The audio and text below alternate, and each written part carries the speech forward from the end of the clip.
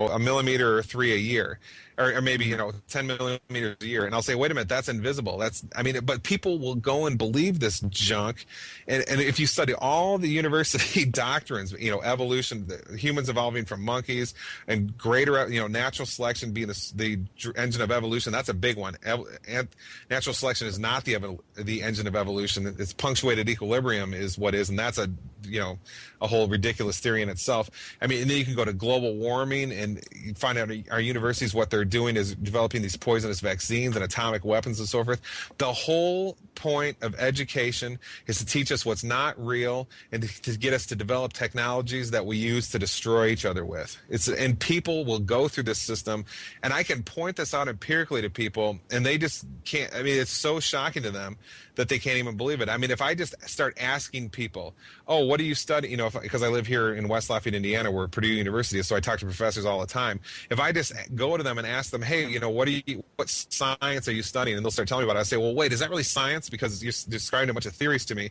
They'll say, oh, no, it's science. They'll say, well, can you point to me the phenomenon you're discussing? And over, professor after professor I talk to say, no, I can't point to anything. This is just, I was just talking to a guy who published such a prestigious article in a science academic journal that he got an offer from Stanford. And I asked him what the article was about, and he said, it was on the theoretical implications of global warming. And I said, oh, you're not studying if global warming is real or not. You're not studying if, there really is a correlation between carbon and temperature in the atmosphere. You're just studying, if it's true, here's the theory behind what might happen. And he got, of course, got all mad at me and what a troublemaker I am. But it's true. So the education system is specifically there to keep us from waking up to the spiritual nature we have in ourselves. The reason we have such a big brain, there's a creator of the whole universe which intelligently designed the universe. We're not supposed to understand that. We're supposed to think that we're just a bunch of stupid monkeys, that evolved monkeys, and the universe is random. None of this stuff has any evidence for it, and that's the whole point of the education system. That's the Illuminati world, and it works. We live in a world of brainwashed people. Mm-hmm. Now these days, if I talk to someone, say at my job, and I tell them what's going on with the economy, for instance, usually the person will gloss over, and then I'll change the subject to something on television, and then they start becoming engaged and active in that. Yeah. So we know that there's a propaganda in the media. And I remember when I was a young person, I used to enjoy John Wayne movies, not realizing that part of the message was that patriotism is going to war.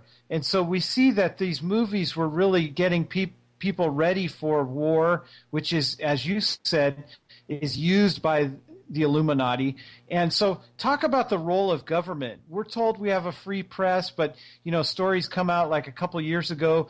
Rupert Murdoch admitted that in shows like The Simpsons, he was putting propaganda in there that global warming was real. And so talk about the press and how it's used to forward this agenda. Well, the press is specifically an instrument to get people to go along with this world of dark ecstasy that the Nephilim system, the Nephilim have as the object of their system, this artistic world of darkness. And so the free press, the point of it is to get everybody to hate each other and get everybody to fight each other in various ways. Now, for example, with Saddam Hussein, we were told that this clown, little desert nation that hardly even had a military, we were told for 13 years, from 1991 to 2003, March 20 or February 20 or something, we invaded. We were told that this guy was, going to kill all our children. Some people forget this. Go watch the old clips of news of, these idiots, Colin Powell and everything, talking about this. The point is there was never any evidence presented. There was never any reason to think there was a threat. We were told specifically that what is a non-threat was a threat. That is the textbook definition of brainwashing. You're told that the the untruth is the truth, and people believe it and act and will even risk their lives on it. I'm sorry, but if you go to any academic who's written, such as Taylor, who in her book Brainwashing, which I cite about a zillion times in my new book, The Telescreen, if you just go look at her academic definition of brainwashing, that's it. To be tricked into believing the false reality is the true reality at any means. I mean, the whole world is a cultic world. We sit there and laugh at all the cults. And, Charles Manson, how could they be so silly? Hello, we're doing this. We're exactly the same people. I mean, that's the whole point of the Iraq War example I just gave, is to show that we are just completely lost in this world of ideas, and we'll go to any length to follow along and believe it. We'll send our kids off to die for it. And that's the point of the Illuminati system, to steal your consciousness, and it works. And it goes lower than that. I mean, you can get to a person's conscious soul through their consciousness, and I think people's souls have been destroyed and hijacked in a lot, and partially to some degree. Now, some of you might think, oh, the soul, that doesn't really exist. What a metaphysician I am. No, all you need to do is go sit in your closet, close your eyes, and look within yourself. Feel your feelings. Look at your thoughts and get to the deep points of them. That's the surface of your soul. It's you can experience it. So there's nothing fuzzy or vague about it or non-scientific about it. It's just what's in you. So anyway, the point of mass media is to absolutely crush that within us and to set up this world of dark ecstasy, so we all act like a bunch of Night of the Living Dead zombies. Mm-hmm. And you're a Buddhist and I'm a Christian, and I can verify what you're saying as far as, in prayer and meditation on my part, I've felt the presence of God within me. So I mean, I can tell you that there is more than this physical body that we live in, and let me ask you about the economic problems that we have today. We know that the monetary system is really a joke. What we're using as money are pieces of paper. The only difference is one is printed with one number and another is printed with another number and maybe a few extra zeros. But this economic collapse, how does this fit into all of this secret government and their agenda?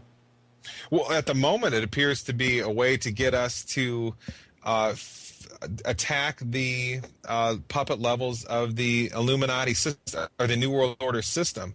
I mean, we're told overtly on Fox News and so forth, the bankers, it's their fault. So I mean, we're being paired off to fight against each other. The slaves of the world, like myself, versus the all powerful bankers, which of course is a joke. We're taught to think that. But so that's one function of the economic collapse. But another function of it is that, I mean, whether we live in times of increasing prosperity or descending into more poverty globally, or various parts of the world can be doing this in various different ways, or if we're in war, or if we're in the time of the Dark Ages or European Enlightenment, or whatever it is, we always are under the control of these dark masters, and we are always their play toy. We can think that we're high tech with our developing society of nanotechnology that we have, or we can think we're primitive slobs with living in the Dark Ages.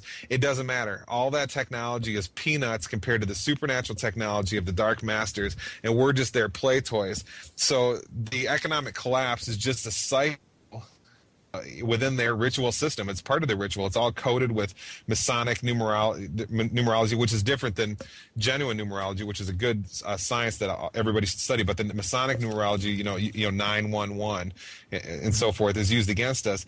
But so I take the economic collapse as more than just, it's not. I don't take it as just a takeover. They're taking over the people and using the economic collapse. No, they already took over 8,000 years ago. I mean, there's nothing to take over. They rule this place. They always have. I mean, they have for a long, long time. So the economic collapse isn't them just further trying to take over our lives. It's them at the highest level, the Nephilim level. It's them just playing with us and having fun and liking to give us shocks and trauma, and they can use it to do further Nephilim practices like ritualistic wars, and that we have. And I mean, they always say that war helps the economy. That makes a lot of sense. So the Iraq War, which we've been in for 8 years or whatever, or 7 years now, and we've had the economy sink to the lowest point since the Great Depression. So you can go ask any economist in some university, they'll give you this dumb comment and say, war helps the economy, and then you just say back to them, that doesn't make sense because we're in a couple wars now and the economy just sunk. So, but anyway, the point is that I take the economic collapse as ritual. Now, a lot of people have asked me, how is it that this plan has been in place for, since eons of time? and they ask why haven't they been able to implement their world government yet, and I would say that they really have. It's just to what degree we're talking about world government. But how would you answer that question? Oh yeah, I think I just started to answer it just a second ago. There is no implementation of world government.